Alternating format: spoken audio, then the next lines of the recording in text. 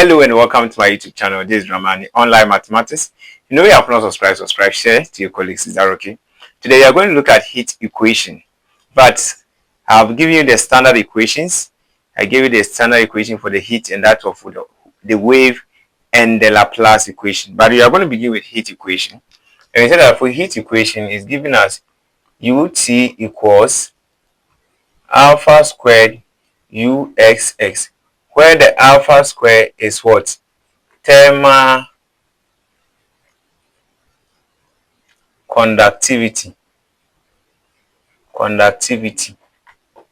Is that okay? Very good. Now, with heat equations, normally boundary equations will be given to you. Initial conditions will be given to you. You know initial condition already. The new thing that I'm introducing here is the boundary conditions. Why or where do you apply the boundary conditions? Do you know that you are talking about heat? So that's why we have thermal conductivity. For heat pass through things that can conduct with heat, right? So like metals. So let's say that if I have a metal like this, if this is a metal, then from here and here, these are the boundary conditions that we are talking about. So if here the heat or the temperature is 0 degrees Celsius, and let's say the temperature here is what? Pi degrees Celsius, okay? So here are the boundary conditions. The starting point and the ending point. That's the boundary conditions. Is that okay? And remember, before the heat will move from 0 degrees to 100 degrees or pi degrees Celsius, then they must go with, or the heat must go with what? Time. So you'll be also looking at what? The time interval, okay? But the time is always greater than what? 0. The time is not always equals to 0. So the time is always greater than 0. So that's what you are going to look at. So now let's look at first example. You guys have our first example. Solve the IBVP, that's initial boundary value problem. Initial boundary value problem. UT equals UXX. So this is telling you that it is wave, because this is the standard equation of what? Wave equation. Heat equation. Forgive me, not wave. Heat equation.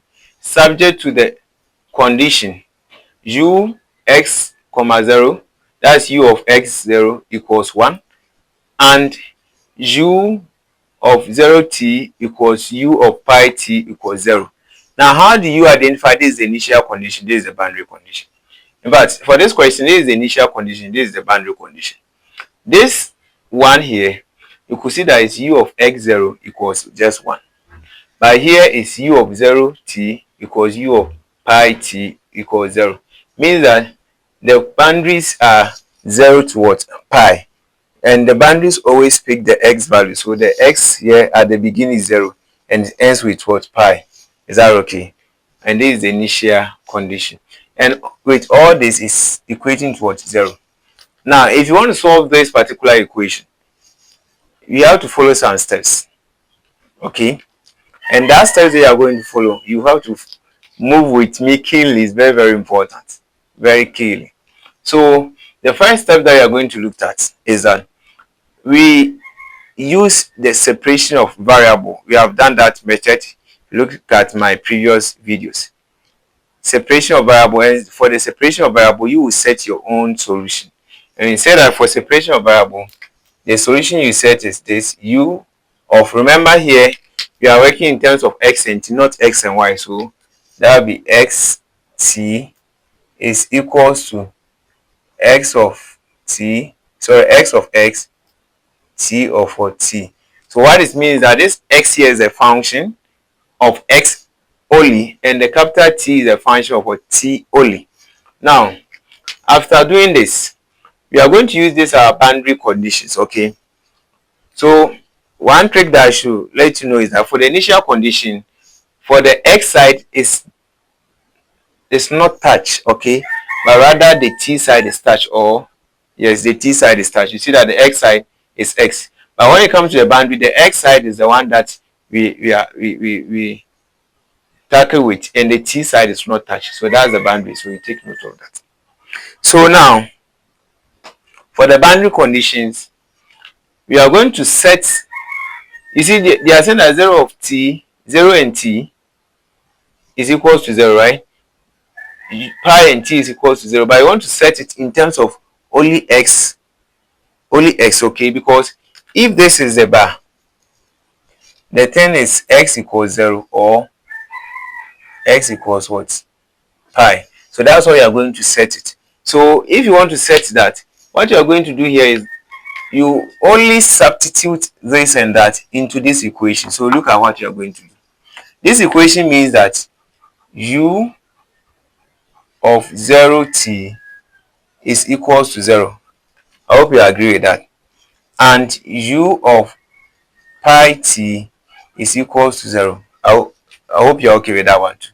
So what it means here is that when I come to this place, wherever I see x, I'll put 0 there. For t is t. Is that okay? So what I'm going to have is x of 0, t of t is equals to what? You know, the u equals 0 means here is 0.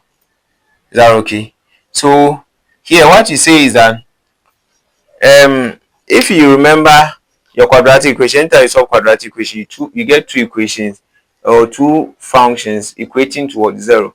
What it means is that either one of them is equals to 0. Is that okay?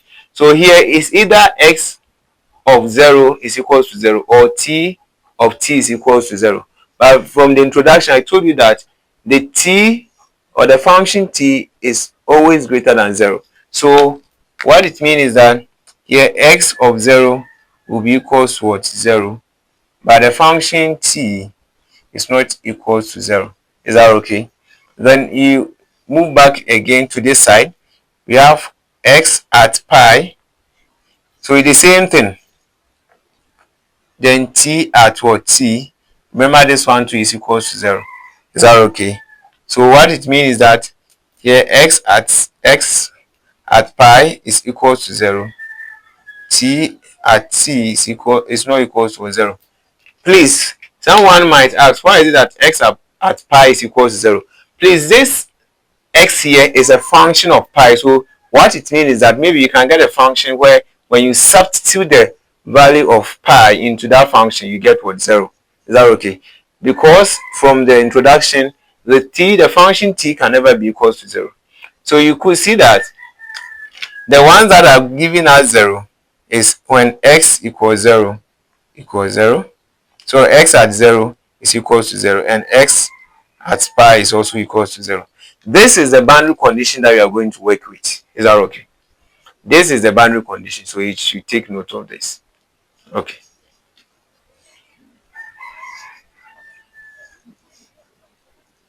Now, after getting the boundary condition here, we are going to base on 3 cases when you want to work it. 3 cases. You have case 1, case 2, and then case 3. If you want to work this, so you're going to base on that 3 cases. But before that, let's look at this one. You know how to use the separation of variable. The separation of variable, we have u equals, I'm just repeating this, okay, but I'm removing the xt, the x and the t there. So we have xt just like this, okay. Now first, let's differentiate it with respect to t first. If you do that, I have u subscript t equals to x t prime. Then we differentiate with respect to x, so u x will be, I'm basing on this, not here, x prime prime t. Now after getting these two, I'll then come back to this place and then substitute. So ut is x t prime equals uxx is x prime prime t. Is that okay? So what it means is that I can have t prime over t equals x prime prime over x. And remember, when we were doing this, we were equating this one to the eigenvalue lambda. Is that okay? eigenvalue lambda. You can search about what eigenvalue is. Now with this one, what it means here is that my t prime of t is equals to lambda, or x prime prime over x is also equals to lambda. So here, if I'm to solve this, you see I'm going to have t prime equals lambda t, right? Which is the same as t prime minus lambda t equals 0. Also here to have x prime prime equals lambda x, which is the same as x prime prime minus lambda x equals 0. So these are the two big equations we are going to work with. We are going to work with these equations. And I've already said that if you want to solve this, you want to solve this one to get the value of what? The function x and the function t. So that after that, we just come back here and substitute, and that gives us our solution. So this and that is what we are going to solve. How do you solve it? You need 3 cases. So case number 1.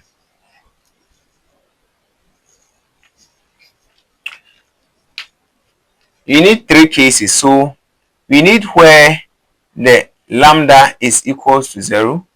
We also need where the lambda is greater than 0. We need where the lambda is less than 0. These are the 3 cases. Now, we have 2 equations here. This is equation 1 and this is equation 2. Okay? Don't be confused.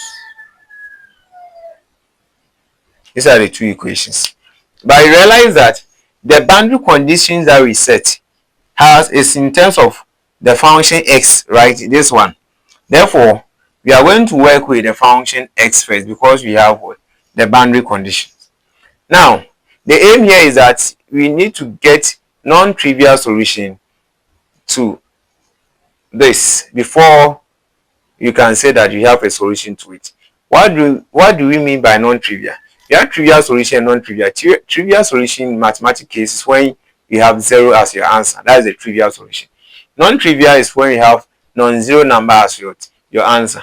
So in this case, in fact, even if I start with this and I get non-zero number as my answer, it doesn't mean that I should stop doing the rest. No, you should do all of them. If all of them give you non-zero number as your answer, then you use all of them. If only one gives you, then use that one alone. So you start with that when lambda equals 0. So when lambda is equals 0, so just like I explained, here will be lambda x prime prime lambda x equals to 0, right? Why am I using this one first? This equation first. I'm using it because of we have it boundary conditions here. Is that okay? We have it boundary conditions. So let's see. So when lambda is equal 0, so I'm using this one first. When lambda equals 0, what happened? If I put 0 here, you see the whole of this place will go to 0, leaving lambda prime, sorry, x prime prime equals 1, 0. Is that okay?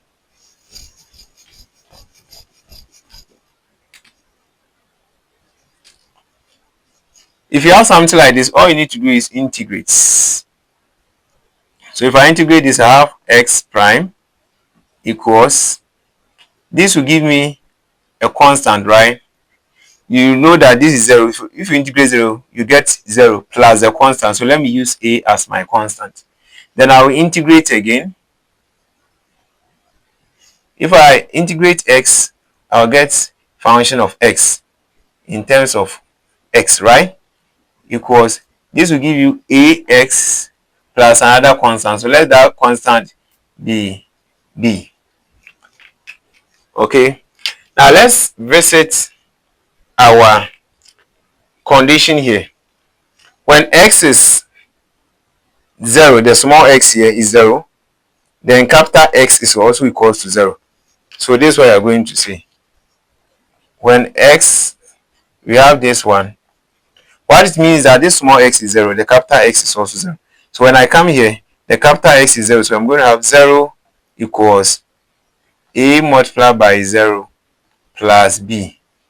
A times 0 is 0 equals 0. So it means that our b is equals to 0, right? Now let's move to the pi. X of pi equals 0. What it means that capital X is 0 and the small x is pi.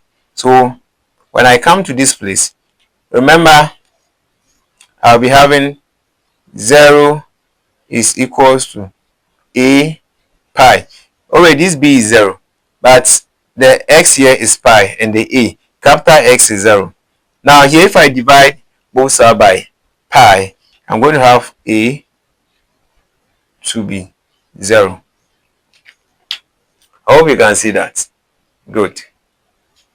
So now the conclusion here is that since a is 0, b is 0, if I substitute here, you see that I'll have x at x equals 0. So this yield trivial solution. Full stop. So for the trivial solution, if you work the thing, you had everything to be 0, then you call that trivial or solution. And when you have trivial solution, it means that that solution cannot be used. You have 0, so what is the solution? So we move to the next one, which is when lambda is greater than what? 0. So the first one yield trivial solution. You move to the next one. That is when lambda is greater than 0. When lambda is greater than 0, what you do here is that you will let lambda to be equals to p squared. Someone might ask, where is this p squared? Where p belongs to r, okay? Belongs to r.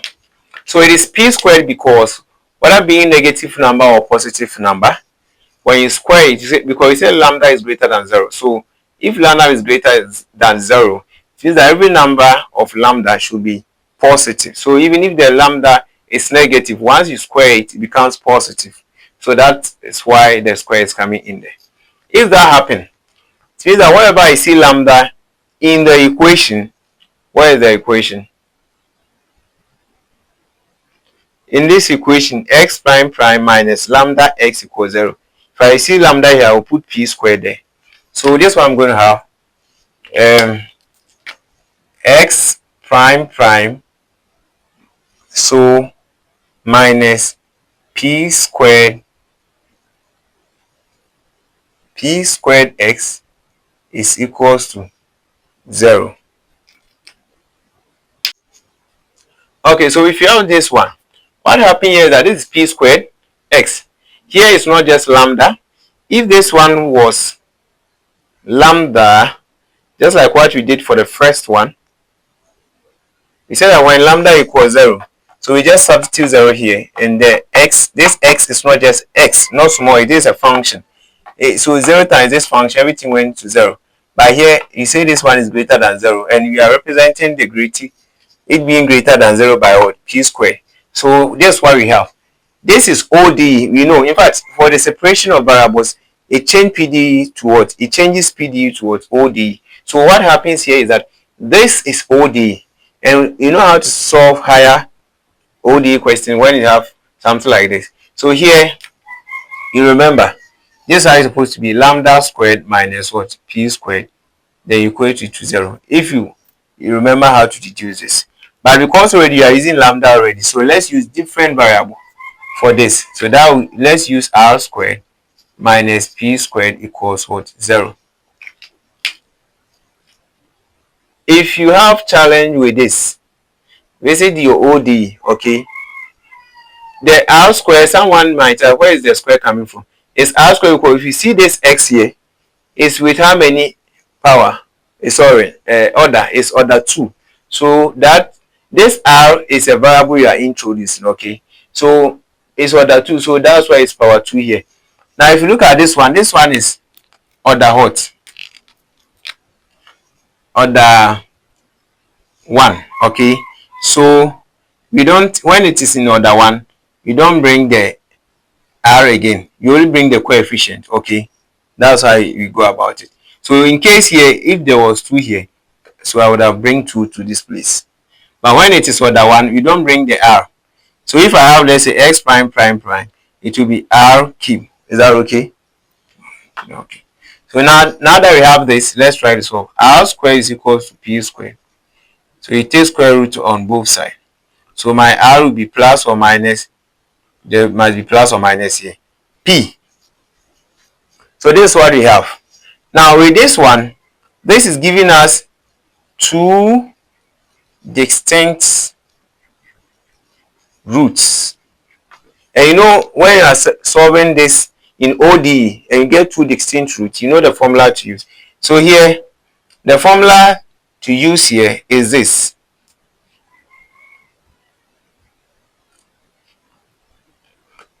A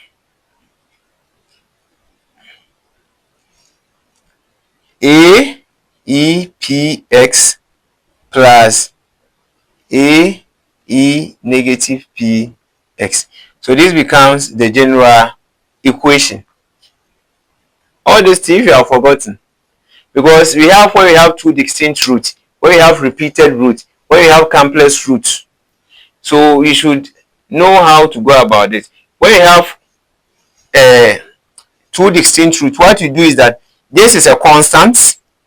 So the constant multiplied by e to the power the root we have. You see, this root is positive and the negative, so the positive side multiplied by x plus this another constant. So let me vary the constant. Let's make this one b. So plus b e to the power the negative side and x. Is that okay? So let's say that if you have another one, that will be plus c e to the power. So if the other one is positive, if you have, let's say, two positive, one negative, then it will be a plus e to the power px plus b plus e to the power px, like that. You understand? So that's why we have. But when it is different, I mean repeated roots, we have different way of doing that one. If the constant come here, the next one it will be bx. Bx, you see, it's repeating. So if it is repeated root, the negative won't come in, because repeated root means that it will just be like, if it is 2, it is 2. So you are going to have like this. The formula will be like this: a e to the power px plus bx e to the power px. If there are 3, then next one will be plus c x squared. You see that there will be x squared e to the power px, like that. The complex, I've explained it before in one of my videos, and this one I've also explained it before in the OD videos. They are all in the YouTube account, so you can go and search for it. Now, since we have this, we now visit our, how do you call it, the boundary condition that we set. So when x of 0 is equals to 0, it means wherever I see x, I put 0 there. Wherever I see capital X, I put 0 there. So here will be 0 equals a e to the power 0. Because if I put 0, it will be p times 0, which is 0. E to the power 0 is 1. So here will be just a plus b. Because the same thing will happen to here. Negative times 0 is still 0. E to the power 0 is 1. So that will be b. So here, if I maintain it, I can have b equals negative 1. Sorry, negative a. By just bringing the a here, you have this. Okay, let's clean this side.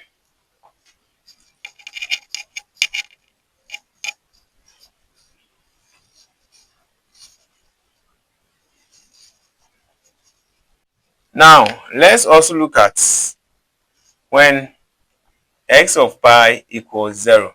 What it means is that x is 0, the capital X is 0. We have a e to the power p pi plus b e to the power negative p pi. But remember, we said that b is equals to negative a. So here I can replace this one by negative a. So that I have 0 equals a e to the power p pi minus negative a e to the power p pi. But there's negative there. Now here, this a and a are common, so I can have 0 equals a bracket open e to the power p pi minus e to the power negative p pi Please, if you don't understand anything, call this number 0257338819. Okay. So now, if you look at this one, what happens here is that one of these should be 0. Either A should be 0 or this side should be 0. But you and I knows that exponential function can never be 0. Even e to the power 0 is 1. So there's no way that this function can go to 0. So in that case, you say that a is rather what 0, but e to the power p pi minus e to the power negative p pi is not equals to 0. So therefore, a is equals to 0. So if a is 0, what happens to b? You know b is equals to negative a. So b will also be what? 0. Is that okay? So since a is 0, b is 0, this one too is a trivial solution. So that is that. So once this one too is yielding trivial solution, then you move on to the last condition. Now someone might ask, what if I know that the first and second will yield trivial? Should I still solve it? Yes, it attracts marks. Is that okay? In terms of exams, you need to solve it to take all your marks. So the last one is when lambda is less than 0. So let me clean this side.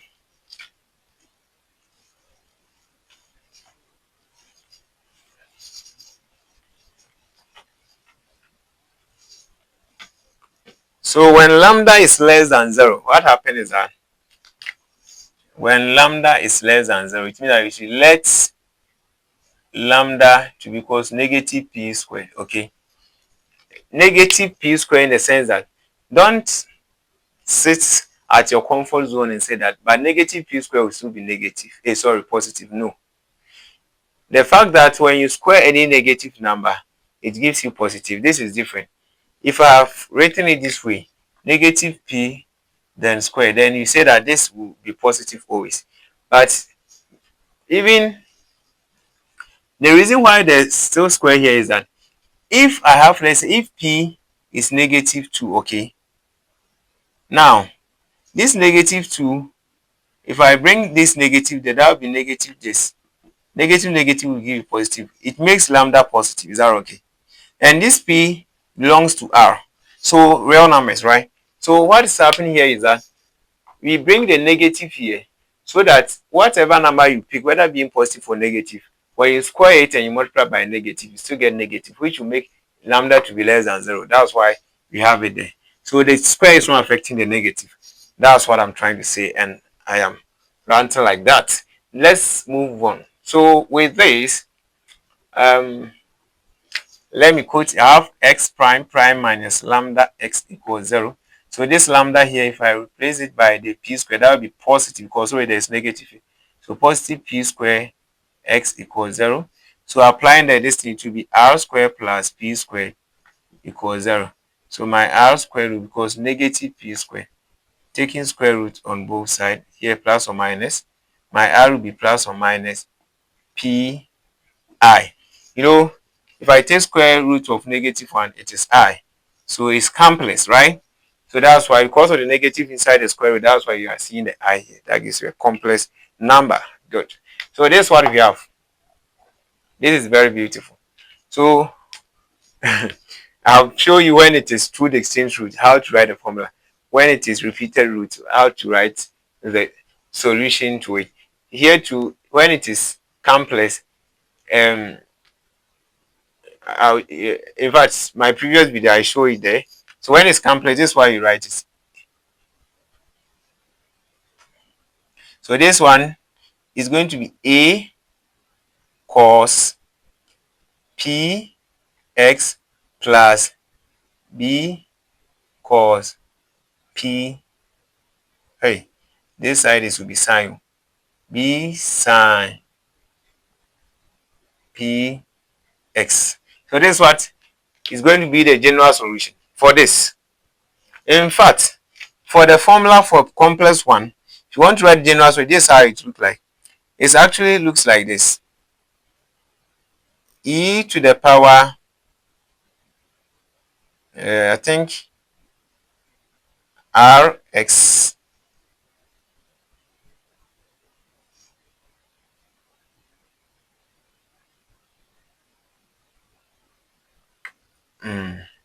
Then this one should be, I think, something like this. Okay, something like this. So that the ones here, the R here, belongs to the real part. You know, anytime you get complex, there's a real part. So the complex normally is written like this. Let's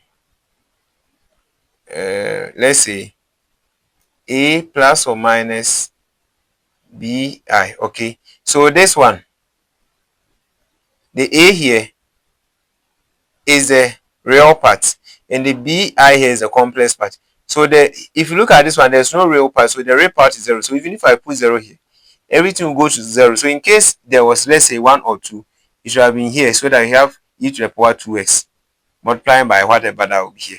But because there's no real part, that's why you see my general solution, the e to the power this thing did not come, because the real part here is 0. So if I put 0 here, everything will go to 1. I hope you understand now.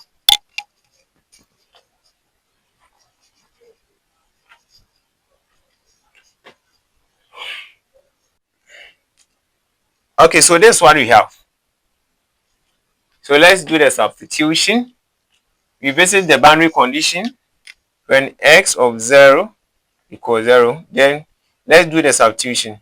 See that this one is 0. So we have 0 equals a cos 0 plus b sine 0, because p times 0 is still 0. So that's why we get. You know that sine 0 is 0. You know. So 0 times b will go to 0. Cos 0 is 1. 1 times a is what? A. So we have a equals what? 0. That's 1. The other one, x of pi equals 0. Now I have x. Sorry, I'm doing substitutions, which means that my capital X is already 0 equals a is already 0. So, sorry, yeah, a is 0. If I put 0, everything goes to 0, leaving b sine p pi. Is that okay? Leaving b sine p pi. So here b can be 0 or sine p pi can be 0. So if that is the case, already you have the trivial solution for the first case, the second case. So the sine, if you also made this b to be 0, what means that this one you are going to have trivial solution. So what happens is that since the b can be 0 and the sine p pi is obviously 0, then we say that sine p pi is 0, then b is not equals to 0. Because why are you saying sine p pi is obviously 0? It's obviously because sine, when p is 1, sine pi is 0. When p is 2, sine p 2 pi is 0. Sine 3 pi is 0. Okay, so that's what happens. So what you do here is that you say that sine p pi should be equals to 0 and b should be equals to what? Should not be equals to 0. Okay, now because we are saying that the p pi should be 0, what you do here is that this p, we want to, you see that the p belongs to r. That means it can be any number, but I want it to be in only positive numbers. So if that happens, then what you do is that you take the p pi here, then you equate it to n pi. This is what you always do.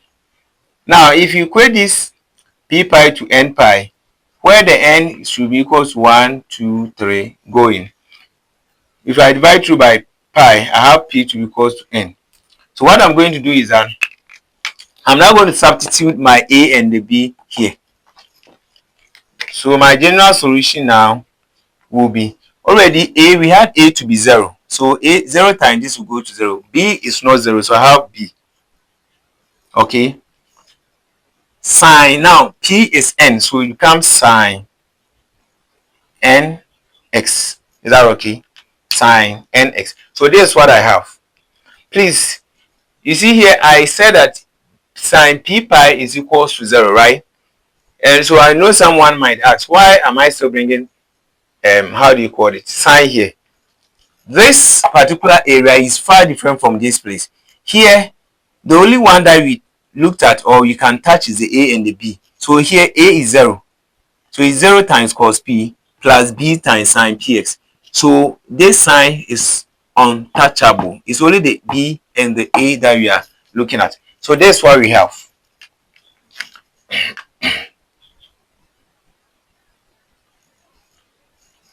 So now, if you look at this, now we have a solution.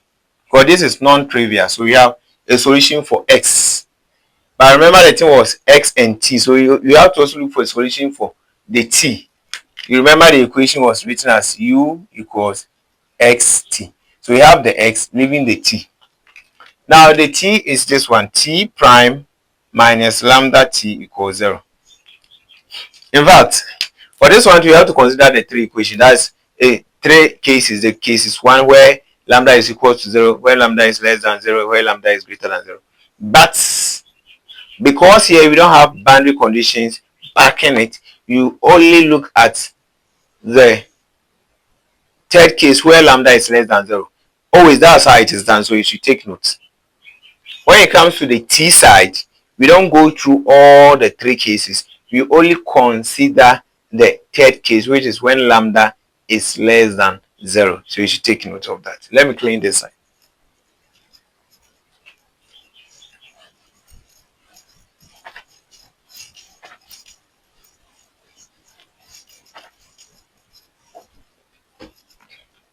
So as you are watching, then you like, then you subscribe. Is that okay? Yes. So here we are going to consider when lambda is less than 0. That one you say that you let p no lambda to be equals negative p squared, right? So what it means, I have t prime plus p squared t equals 0. Remember, this is first order, not second. So for this one, it's easy to do because you can separate them. T prime will be equals negative p squared t, right? This is what you get. So I can have t prime over t equals negative p squared. You take the integral on both sides. But remember the t. So here will give you ln t equals negative p squared t plus ln c, okay? Because for the constant you can attach ln to it. Okay, so this will give me ln t minus ln c equals negative p squared t. So this gives us ln t over c equals negative p squared t. So this will give us t of t to be equal to c e to the power negative p squared t. Don't be confused about this one, okay? You take e on both sides so that it will cancel the ln. Then you do cross multiplication. That's why the c is coming here. Let me clean this side.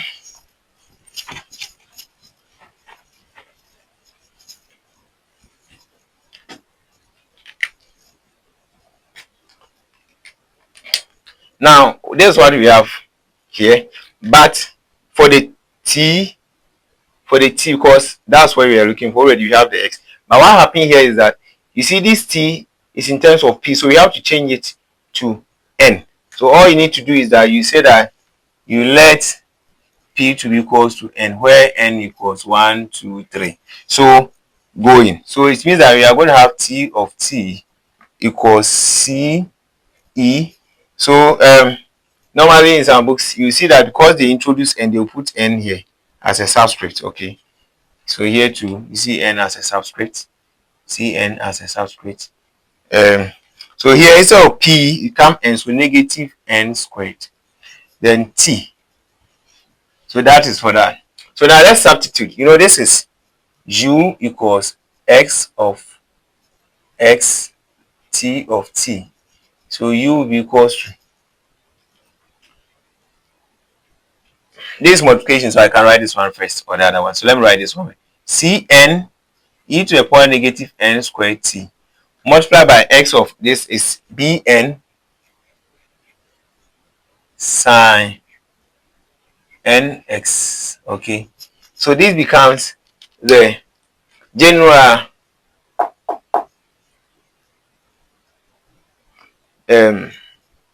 how do you call it, general solution. Okay, but you need to find a particular solution. That's why the initial condition was given. This was the initial condition. U of x0 is equals to 1.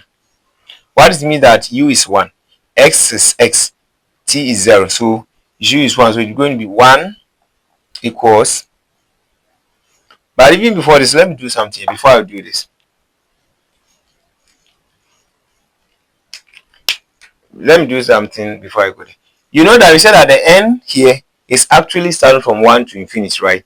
So you can write it as the summation of it by writing this way.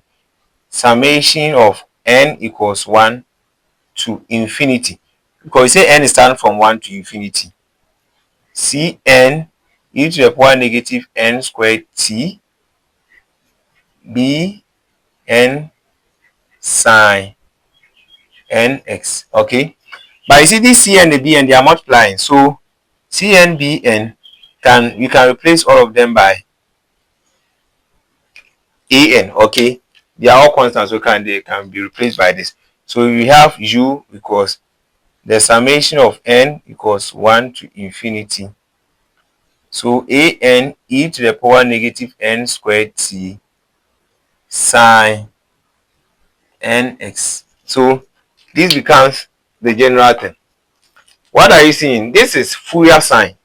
If you can see, well, u equals the summation of n equals 1 to infinity a subscript n e to the power negative n squared t sine nx. This is Fourier sine. Is that okay? But in the first place, let's substitute the initial condition. There was a condition given. So let me clean this side.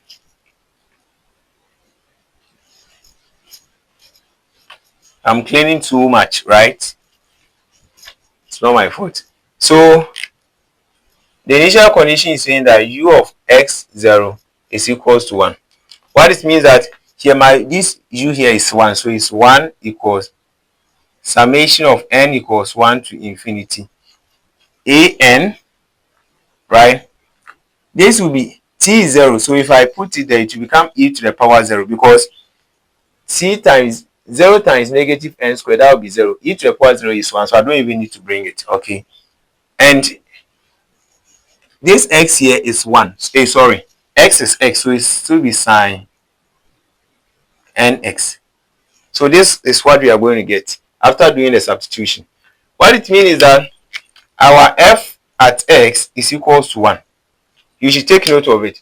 The one that this summation is equals to gives us f at x. So we need to find a subscript n. After getting a subscript n, but this is our general solution. Okay, this is general solution, but because of the n is ranging from 1 to infinity, we write it in the summation way, and that's what I've done here. So after getting a subscript n, you just find that one from here. When we get a subscript n, then we come and substitute into this one, and we get a particular solution.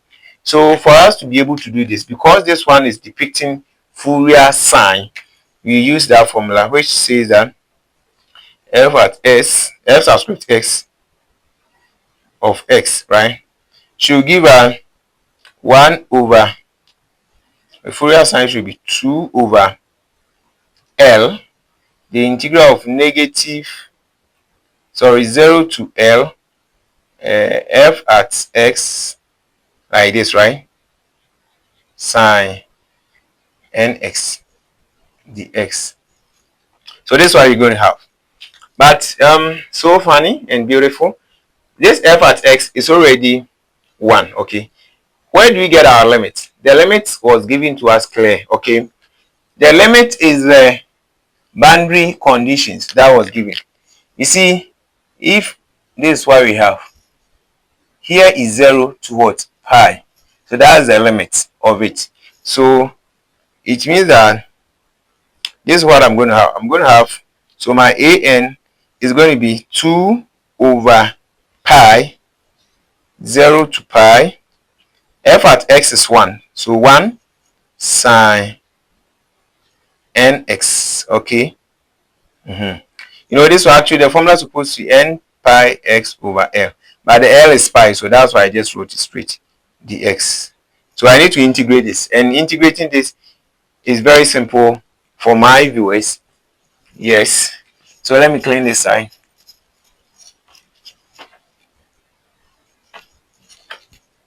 So good. Sin nx, this one here. So let's integrate sin nx. So we have our an equals 2 over pi. If you integrate sin nx, you get negative cos nx all divided by n, 0 to pi. Is that okay? So my an will be equals to 2 over pi. Now, let me substitute pi here. If I substitute pi, I'm going to have cos n pi. You know what cos n pi will give you to you already. Remember, there is negative in front of it over n. Now there is negative, another minus, so here become plus. If you put this one, you have cos 0 over n. I hope you know why this is plus, because there's minus here, another minus, because when you are subtracting the lower limit, you subtract. I mean, when you are substituting, you subtract. So that's why it is plus there. So an is now equals to this one. You know what it will give us. So it is going to give us, this one will give us negative 1 to the power n over n plus cos 0 is 1 over n. But remember, there is negative in front. Don't forget that. So my an, if I find LCM, I'm going to have 2 over pi 1 minus 1 to the power n all divided by n. So this becomes my an. I haven't changed anything. Remember, the n here, you find LCM, you know what you get, right? That I have just interchanged the position of this and that. That's all. So this is my an. So all that I need to do is that come back here and substitute the value of what an into it. Because it will be too long, let me clean the whole of the top here. Then write my final answer. So the final answer is going to be this: u of xt equals summation as n equals 1 to infinity. An is now 2 over pi bracket open 1 minus negative 1 to the power n all divided by n. Okay, then e to the power negative n squared t sine nx. So this becomes my final answer. My final answer to this question. Is that okay? Thank you very much for watching. I really enjoy working this, and I hope you also enjoy learning. Please make sure that you learn according to the way the video has been arranged. If not, that's why you have to go to Play Store. The playlist. Then when you go to the playlist, I've arranged the PD video. If you don't learn it in that order, you'll be confused. Okay? Yes. Thank you very much for watching.